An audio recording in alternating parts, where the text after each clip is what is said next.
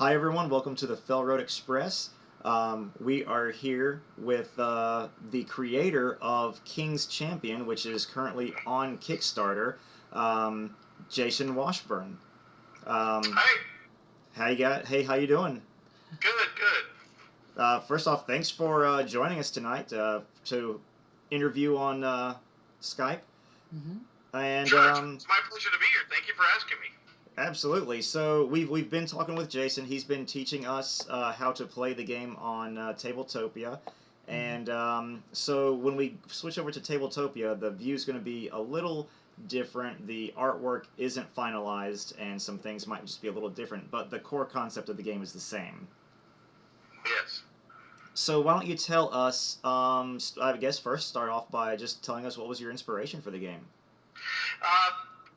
Well, pretty much, I'm a believer as a publisher in trying to find themes that aren't widely used.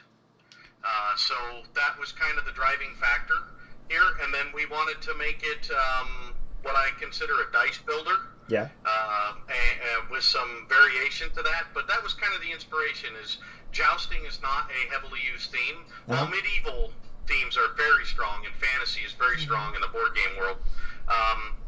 There really isn't a lot of jousting games out there. There's a few, but they're hard to find. And so that really inspired me to do this game. And this is more of a realistic jousting game, too, so it's almost not like it's not fantasy. This is more grounded in reality, so that's pretty neat, too. I would agree with you, yes. We have some fantasy-type art and some things. I mean, you know, we're very, the game is set out with men and women jousting, and we have men and women political figures. Yeah. And so we really don't get, differentiate in that. So that's not going to be historically accurate, but we're not after that. We're after a cool game designed around jousting that everybody can enjoy. Yeah. Okay. This is probably self-explanatory looking at the pieces, but this is not a cooperative game. Is it just a two-player game? Can you? It is. Okay. We've talked a lot about ramping that up to 4 players. Now, if you had 2 copies of the base game, you could do something like have 4 players sit, and you could then cross like round robin. Yeah. Right. So because you have 3 knights, you could joust to your left, to your right, and to the center, and you could switch that around each round. So there's the potential for tournament play, but it is designed as a 2-player head-to-head game. Yes. Nice. And so one thing that I don't believe I've seen in other games before is worker placement is very much a Euro-style concept, but here we've got this jousting game where you are directly fighting against another player, and yet it's also worker placement, and it's also dice pooling and dice management. So can you think, I personally can't think of any other games that have all 3 of those aspects in them. I would agree with you. If there are, they're not going to be well-known games or recent games. And there are games that are going to have those kinds of aspects in it, but with the resource management, the hand management, the dice building or dice collecting, and things like that. Couriers has some aspects of it, which is a Lang design. And, of course, there's many games that have worker placement, but a lot of the worker placement games out there don't have direct conflict. Yeah, absolutely, yeah. Now, as we were talking, this is a small box, big game.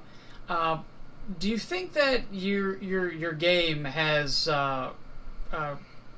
really factored in for having this competition and having the worker placement and still actually resolving everything in a reasonable amount of time? Do you think you actually accomplish each of those goals? I would say that, it can... there is some length to the play because of some of the manipulation and how that works. So it is a very small box in considering other boxes on your shelf. And the length of play, 90 minutes, and probably a lot of games are going to go every bit of 90 minutes and maybe just smidge over. But a lot of, as you learn the game, it speeds up. There's a lot to it, but it's pretty simple once you understand the overall concept of it. Yeah. So, after we switch over to Tabletopia, the viewers will be able to see all the symbols on it, and once you learn the symbols, it seems like it's going to be pretty quick, because you'll have one symbol for earning favor, the symbol for the dices, and I think once you learn the game, you'll definitely be able to speed it up. Right, and all the analysis paralysis in the game is it happens in one phase. Nice. So the planning phase, which you do simultaneously as players, that's where some of the length comes in, is when you're deciding how to play your cards, or what favor action to take, and so on. Everything else is pretty much just, it's you just kind of plod through it, and then you get to that planning phase, and that's really sandboxy. But the rest of it is kind of really, just kind of moves ahead. Cool. Right, so you're not really just sitting around doing nothing. You're always actively participating in something. Oh, yes, and the game is based on initiative, and so it's an I go, you go, I go, you go, and then the next round that changes. Nice. You go, I go, you go, I go. So it's very much that way, and no, there's not a lot there. I would say downtime isn't really something, unless you place all your stuff, and your rival player is taking a gajillion years to figure out what they're going to do, which happens from time to time when you play people that are a little more analytical in nature. I don't have that problem. Yeah. So why don't we go ahead and switch over to the Tabletopia view, and we will check out the game. First off, here it is on Tabletopia. The artwork is beautiful. Thank you. My illustrator, her name is Rebecca Barnes. I would want to give her all the props, man. I did the graphic design, but she is amazing, and she did all the illustrations. So now we're viewing the different people that you can gain favor with, the steward, the king's page, and all those. And so that's one thing you talked about in balancing the game, so that you don't have this runaway first place lead. Correct, and this all comes into the push and pull. Yeah. These characters represent the political intrigue in the game, yes. And then on the other side, we've got these buildings which go into the worker placement. We've got the Knights Hall. They all do something a little bit different, and they all interact with your knights or with other aspects of the board. And then we can take a look at our knights. Sure. And oops, who are these people? All right. Right. So I have two knights set up here for you, Lady Cottrell and Sir Rescue. All right. There's in the base game right now, as it is on Kickstarter, previous stretch goals or before stretch goals, there's about 8 knights. You joust only 3, so there would be some limited replayability. We hope that stretches out. We have probably a neighborhood of 16 to 18 knights designed, ready to go into the game. And then there's some really cool things that amplify that. So, and each of these knights are unique. It's not like correct. Okay, I can see there that. There are no repeats. Go back this on Kickstarter so that they can unlock more of these knights, because that's just going to add more replay value to the game too. Go back and be a squire too. You could be Agnes or Jocelyn. Jocelyn's it could be a boy's name. Yeah, the squires are blank right now because you can pledge on Kickstarter to become one of the squires. Correct, or a knight. You can or a knight. Get a knight card. Cool. So my backer at it Squire right Trevor. Now, we have the 8 knights that come in the base game, plus we have 6 backers that have backed it at $100, and that gets them a knight. So currently you're going to have the 8 knights in the base, plus the 6 backer knights that go into every version of the game. Yeah, there's just so much that can go into this game. We're just scanning through the Tabletopia view right now. So let's let's go through one joust, shall we? Oh yeah. Oh, real quick, you had explained that this was something I was confused about initially. You're like, oh, here's a green dice, here's a white dice, here's a black dice, but I'm confused.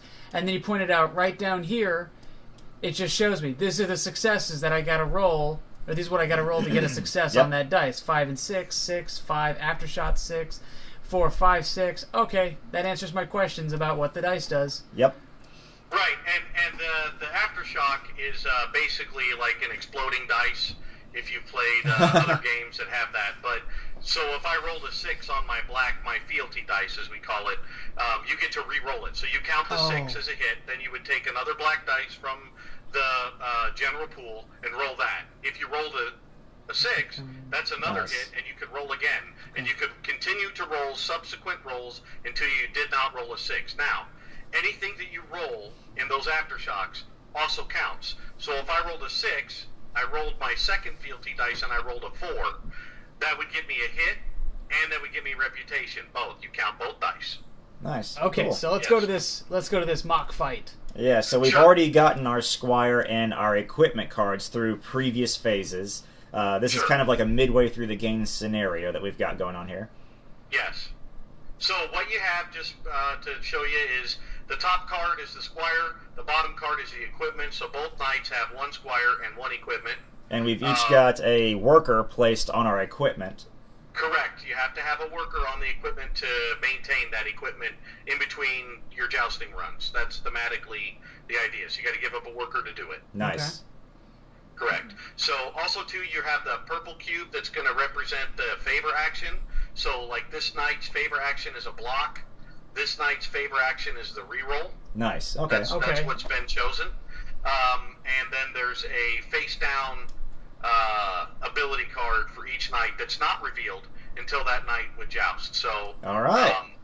Once those these two knights come up, so if that was the case, each player would reveal their ability card, and you would handle those first. Okay, so Battlecry, white dice for a red dice, United red token.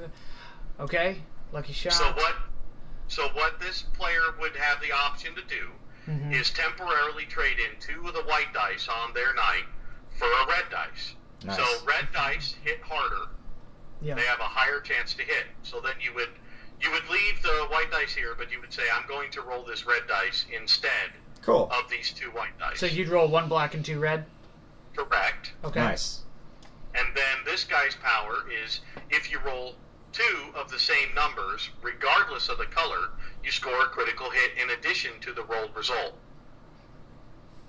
So that's called lucky shot, and that's pretty awesome. So if I rolled a 5 on the green and a 5 on the white, I'm going to get those scores for the dice, but then they would also trigger lucky shot, and I would get a critical hit as well.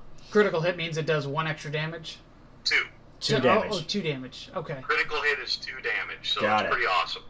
These All are right. cool cards right here. And so, and real quick for the audience at home, what is the win condition? The win condition for the game is to deplete your rival household of all their morale. Okay. Okay, and that's on this card here that says Knight Promotions, House Advancement. All right, so we start at you start at 12. Correct. It starts at 12, but as you place bravery tokens down, it's going to go up and down, and then based on what you roll. So about mid-game, you might be back at 12, or you might be at 10, somewhere in there by about round 3 or round 4, depending. Yeah, and hits are what lower morale. So yeah, let's go ahead and start jousting. So what you would want to do is on Tabletopia, you can just use the Shift key.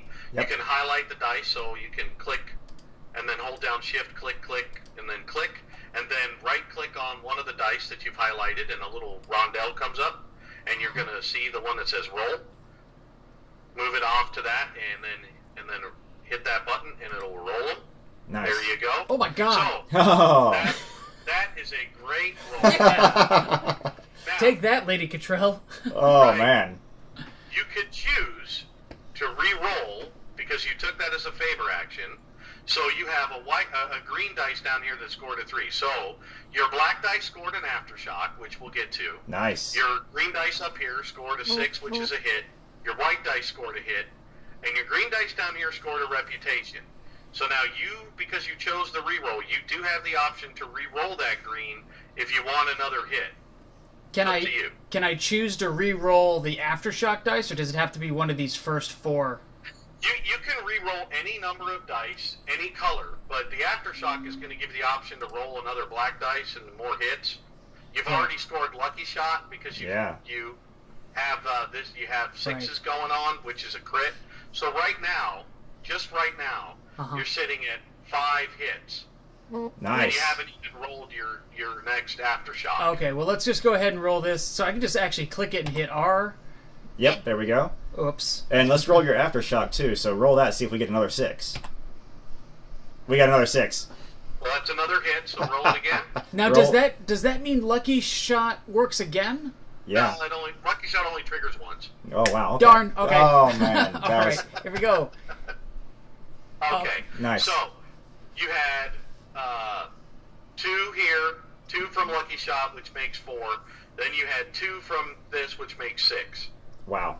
Okay, so you're going to score 6 hits and 2 reputation, because this 3 is a rep and that 2 is a rep. So Nice. you would come over to your house card. For your card, you would advance 2 on the reputation track, and for your rival, he would then have to take 6 hits, Wow. which is a lot. We're going Yes. home early tonight, people. Right. So Right. I think we talked about this. So even though this is like kind of like a Euro style game, worker placement, that usually you're stuck in the game till the end. This is still doing a knockout concept because So this if that morale drops below 1, it's over. I win. So this is a hybrid game. It's got styles of Ameritrash and Euro all in one. It does. Yeah. So then you would want to move to your other guy over here. Yeah, And let's you wanna- see Now. what Lady Cottrell can if she can beat up on Sir Estu. Okay. Right. So we'll roll Bless you. 2 reds and a black. All right. Hold on. I selected the card. All right. There we go. Click R. Okay. Those so are 2 hits. That is 2 hits. Yeah. Right. So red hits on a 4+. You did not hit a 6, which is a crit. But you got 2 hits and 1 reputation. So on your board, you would then advance the black cube in reputation 1. Yep. And then your rival would have to take 2 hits on their morale track. Got it. Okay, so hits don't cancel hits. Like my 6 versus the Nope. 2 doesn't mean okay.